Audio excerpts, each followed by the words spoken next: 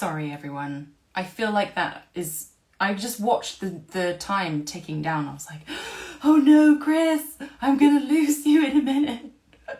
But it's okay. We're back. We're back. So I've managed to save it, I think. So if you want to catch up, it will be on my page, and then we'll add this as a part 2. Let's get Chris back. Story. I can't believe I had to cut him off in the middle of a good story. God. He's coming back. He's coming back. So, Yo, hi. Hi. we made it. We're back. I'm sorry. Otherwise, you wouldn't have been able to be saved, and then we would have lost That's fine. everything. No need to apologise. I can't believe it was in the middle of your story, though. Go. Okay, Go. so where did I get to? Where was I at? You were speaking to the line manager. Yeah, I was speaking to the line producer and saying, look, I'm happy to kind of help, because even on the cruise ship, like, we didn't have enough people to kind of stop, because the cruise ship was a proper cruise ship with people on it. So like trying to stop people from kind of coming into shore and all this, they were finding it tough. So I said to Carl, I was like, look, I'm more than happy to come and help. And he said, oh yeah, this is what I was saying, that they didn't have a room for me, but they let me stay in the suite where they were doing the makeup. But I just had to get up at 5 o'clock every morning to let everybody. Great time. And it really made me realize just how much I understand, like we were talking about before, like being on a set. Yeah. And all that kind of stuff. And at one point I had a walkie-talkie and an earpiece, and he gave me like a few like supporting artists to look after, and I was like calling, like shouting speed and stopping people in the street and all this stuff. And like a load of the crew were baffled. They were like, what are you doing? why are you doing this? And I was like, well, you know, it's just nice to, why not? Just nice to help out, isn't it? And then at one point they got in a couple of like work experience people from Malta, like Maltese crew. Are people from Malta called Maltese? Is that right? Am I right in thinking that? I don't know. Ask the people. Are people from Malta called Maltese? I don't know if I just made that up. I don't know.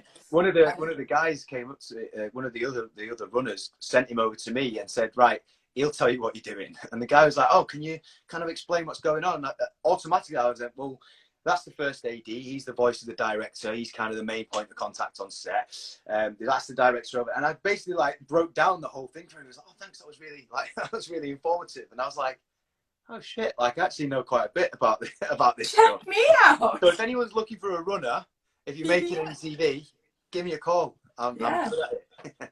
So on your bio, it says that you're a producer. Are you producer of, like, what are you producing? Music. Electronic music. Wow. And is that because you also DJ as well? And is that coming through that, or? Yeah, pretty much. I've been DJing since I was like 15, 16. Kind of gone all around the houses in terms of like types of music. I started off as I used to play garage and like hip hop, drum and bass, bashment, like reggae, everything.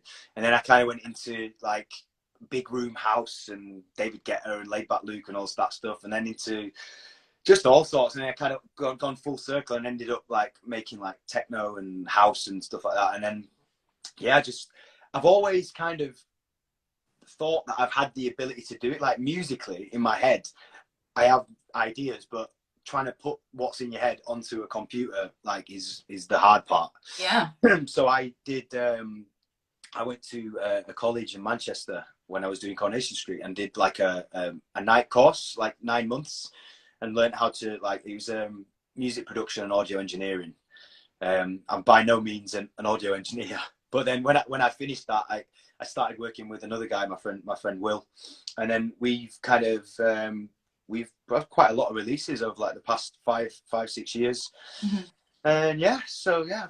And it's interesting because I was talking to Vanna Lynch, who was in Harry Potter. She said something really interesting, that this whole series has been incredible for me, because she said, like, if you're a creative person, it doesn't actually matter what you're doing. Yeah. Where it's true. It's just about creating something, and that's what makes you, I guess, fulfills you in some way. And I think I'd never thought, like, so often I get caught up in that thing of, I'm not acting, therefore I'm not an actor. Yeah. Like, that's just not true. I completely agree. And especially at the moment, like, fortunately, I mean, it's weird, like, while I've moved back from London, back up north now, I moved out of London in July. And while I was in London, apart from when I was on tour with a couple of plays that I did, most of my time was spent like DJing. And we ran an event called Lost in Sound, which was getting a really nice bit of momentum before like lockdown and all this stuff. So now my kind of two main creative outlets, being acting and DJing, are both industries are just absolutely on their arse. Like there's no gigs. Like there's like the social distance raves are getting kind of stopped. It's not the same doing like live stream stuff. Like being in a club is like, I love it. Like it's the same kind of buzz as acting. Like being able to like influence people's moods and change vibes and all that. Like I absolutely adore doing it. But it's like you said, like if you're a creative person, I think I'm finding it quite tough at the moment, because I'm kind of in a bit of a predicament where I'm like, well, where am I going now? Like what's my like angle? Because I can't see acting picking up anytime soon, and I also can't see nightclubs and DJing picking up anytime soon. So I'm still I'm starting to write some music, which again, I don't know where I'm going to play it, but I'm just kind of experimenting a little bit more with like my styles and stuff, and maybe kind of starting to put some more like write some kind of songs and like try that, because there's lots going on in my head, but I kind of class myself as a creative, but I don't always sometimes it always stays inside as opposed to actually putting it out. And I think sometimes you have to put it out for it to then grow into something that might work. Like I've had there's a whether it's going to be a film or a series, I'm not sure yet, but about my uncle. I won't go into too much detail in case anyone steals my idea, but my uncle's had a quite interesting life, and he's back in England at the moment, and I've been saying that I'm going to do this for years and years and years, and I've been speaking to him. I'm like, right, we're going to sit down and now he's tell me these stories, and I'm going to actually get it done. And I don't think people realize sometimes, like if you have you don't just have an idea for a film, write it, and then bosh, it's out. Like it can take years. But I think I always kind of have the fear of failure, so I don't start something because I'm scared of it failing. So in my head that makes sense, because well, if I don't do it, then it can't go wrong. Interesting. But I'm if you kind of seen on my Instagram, like I'm kind of having like a bit of these first few months of this year, I've no drink, I've stopped smoking, I'm eating really well, I'm like training hard, I'm started journaling, and I feel like this is the kind of time for me where I need to just get my shit together and just go, right, even if you absolutely fuck it up and you write a script that's terrible, or you write some music that's terrible, just do it. Just get it out there. And I think it's definitely like it has to come from you, because so much of my thing was worrying about what other people thought. And actually, if you've been reading any of the comments, they are so beautiful, and there's so much. The comments. There's literally there's so much love for you and what you're doing, and like even when you were talking just then about about staying positive and what you trying to find your space and what space should I take up, like the support is there. And I think for some reason I just saw it for so long of like, well, you failed, you were an actor, and like often it's because of that question, weren't you the girl in Skins, weren't you the guy from Hollyoaks? So it's like, well, what am I now? It really terrifies me, because like a lot of people kind of have the opinion that like people, like if you meet people, sometimes they'll think you're a big head, or they'll think you're full of yourself or whatever. But like for this reason, like I never went to uni, I never got a trade, I never kind of did anything outside of Hollyoaks, Coronation Street dance. That's kind of been my career. Now I'm at a point where that's not really happening at the moment. I think about like, I don't know how to kind of word this really, but I don't know how I would react to I don't know what job I could do. And if I went and worked in I don't know, in anywhere, I don't know how I would deal if people just kept coming and going, oh, didn't you used to be such and such? I think that would just crush me. So I think I kind of have to put all my eggs in this kind of creative basket, and otherwise I don't know how else I would survive really. I don't know what kind of I couldn't go work in an office. I'm not clever enough. I don't have the mental capacity to sit behind a desk. That's just not. I wouldn't work like that. Even in school, like exam conditions and sitting in silence and working just isn't for me. Like I can't. It doesn't work for me. But it's I'm quite. You've caught me. This interview's kind of come at like a really good time for me, because like I'm in a quite a positive frame of mind. Like I've had my troubles with like mental health and depression and anxiety and stuff over the years due to numerous things that have happened. But I'm in a pretty like good headspace at the moment. And I'm like, because I think it's because I'm getting stuff out of my head, even in like my little journal and stuff. Like just getting stuff down and writing how I'm feeling. I'm trying to write lyrics. I'm trying to write music. I'm like thinking about like scripts and stuff. So I'm really kind of like it's a good Chris that you've got at the moment. not that there's like an evil side that comes out that is horrible, but no, I think I mean, I'm happy to meet you wherever you are, by the way. But I would say like it seems like, and this may not be the same for you, but certainly the pandemic and being in lockdown and all of that thing has been a really amazing leveler for me.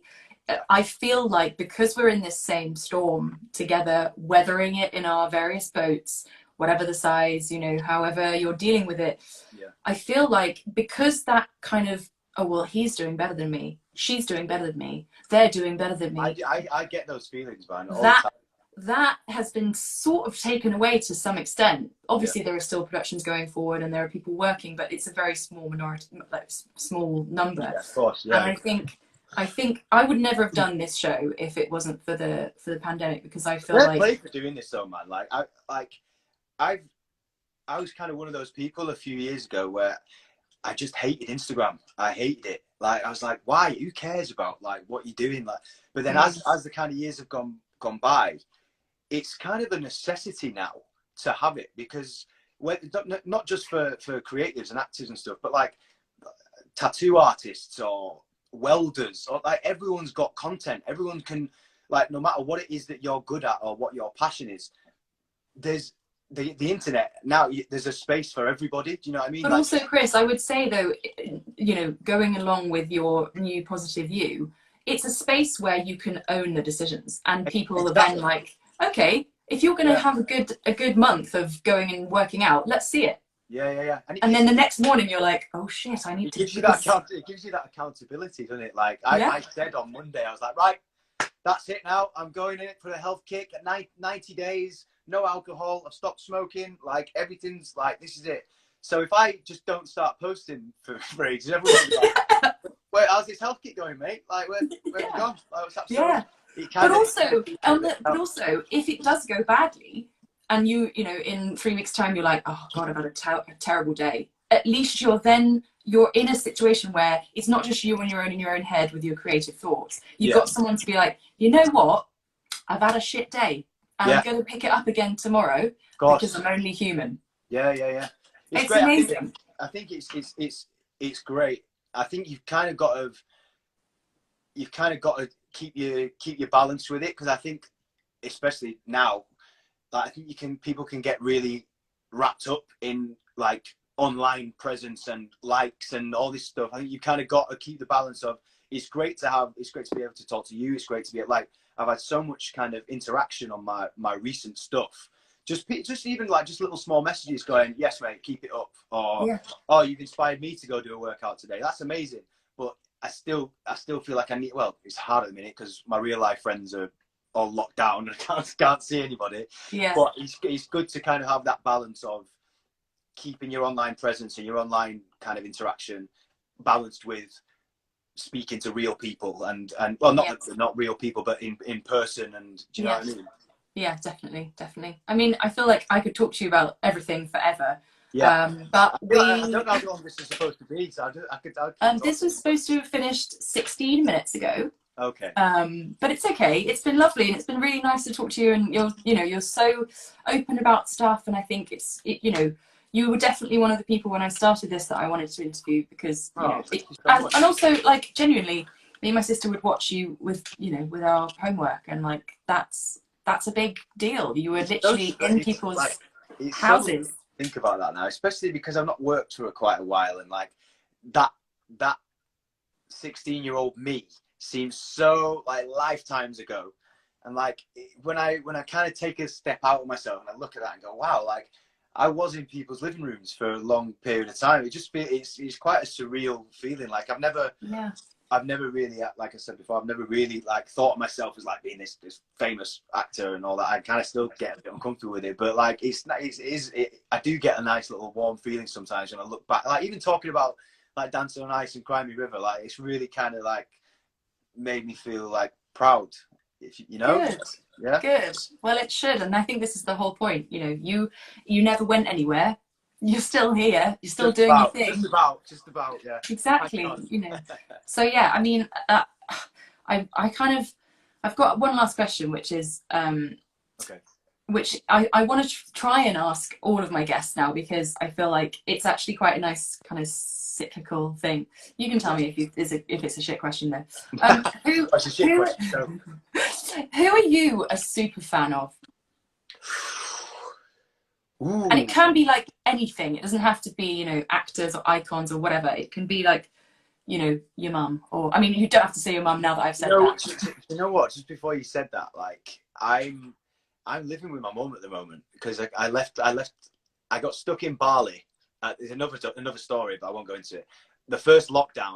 I'd love you to, but I'm gonna have to. I'm gonna have to pass. Yeah, the first lockdown, I got stuck there, and then when I came back, I had to move out of London straight away. So I'm back at my mum's house at the minute, and I sent her a message the other day. I think I am a super fan of my mum, just because she brought me up on her own. She took me to all my auditions that I've ever been to, and like just being at home recently, I've seen the amount of graft that she puts in. Not just like going to work, but just like sorting the house out and making sure I'm all right, making sure my granddad's all right, and just like I've not lived with my mum since I was 15. I moved out when I was 15 to go live in Liverpool, and I've spent like the last 4 months here back at home with my mum in Bradford, and just seeing her do what she does just inspires me, man. Like really, I just because I've always had it quite. I think I've had it quite easy. And so even though I've worked hard, I think in terms of people's lives, I think I've been quite privileged and quite like I've had it an easy ride a little bit in some aspects, but my mum hasn't. And just to see the way that she like just is like she constantly, I have to tell her to stop doing stuff. Like she's putting up a curtain rail now. It's what time? It's 9:30. Like I have to tell her to stop, and she's just like, nope, just keep going. And she's just an absolute like warrior, man. And I'm so proud of her. And so yeah, even though you said it, and it feels like I just kind of jumped on the back of it. Like as soon as you said who you're a super fan of, I was thinking Leonardo DiCaprio. Nah, my mum. But yeah, I'd say that. That's a very good answer, and a good answer to end off. Thank you so much, Chris Fountain. You've been thank you, man. Brilliant. Thanks for having me on here. Like, and thanks to Norv for facilitating. Yeah. Our mutual friend Norv, who works at the bureau where my darling sister is an agent. Oh, really? Yeah, she's absolutely smashing it. So yeah, thanks to all of those people who made this happen. It's been a joy to have you on. Thanks to you, and well done for the series, man. I'm like, it's great. I've watched a few of them before I came on, and it's like really, really good. Nice. I'm happy that it's giving you something to put in. Yeah, it's my creative outlet for now, and me and my microphone, Michelle. We've called her Michelle. Michelle the mic. Nice. Michelle the microphone. We're gonna go and take on the podcasting world and see how we get on. So thank you for being part of it. A great success, and I'd just like to say I love your light that you've got behind there. Thanks. That's my husband there for a long time, Chris. Yeah. The wrong way round. For really? You're my 19th episode, and for about 12 of those, it was the wrong way round. What are you going to do? You live and learn. It is what it is. I'm sure the conversations and the content would like mask the fact that it was back to front. Yeah, we'll go with that. Right, you go and put up a curtain roll, because curtain pole for your mum. Again, thank you very much. Lovely to speak to you. And thanks to everyone who's watched, and hope you've enjoyed it. Thanks, Chris. Good night. See you later. Goodbye. Bye. Wow, sorry to have kept you so long, guys, but I just couldn't. I just couldn't stop. Like he's just so engaging and so lovely to talk to. I hope you enjoyed that. A big thank you to Chris for being with us in our Monday night gang. Me and you guys and Michelle the microphone. I think it's got to be said, hasn't it? Oh, someone's just been a prick, guys. We got all this way. Bye. See you later. So, one episode left, guys, before I, Michelle from Skins, transforms into a podcast. And I will be doing a special one-off live with myself. But I kind of want to talk to some people and have like a focus group about podcasts and get some ideas from you guys, because my Monday night crew are the ones who have been there, the OGs. And I think, you know, obviously I will be posting stuff about mushrooms and the East Sussex countryside, which I know you love. But if you want to hear how we're getting on, how me and producer Becky are getting on with the podcast, please follow at Are You Michelle from Skins, where you'll find all the up-to-date news and stuff that we're doing. What else? Share this, like it, get it out there, and thank you again for being here on a Monday night. It will mean the world to us if you spread the word. And me and Becky will be recording a podcast episode on Wednesday, and I'll see you for the last episode. It might be Monday, might not be Monday, but we'll see. And yeah, drop into my DMs. Let's stay in touch. You've been great. Chris Mountain was great. I hope you're having a lovely Monday wherever you are in the world. Lots of love to you.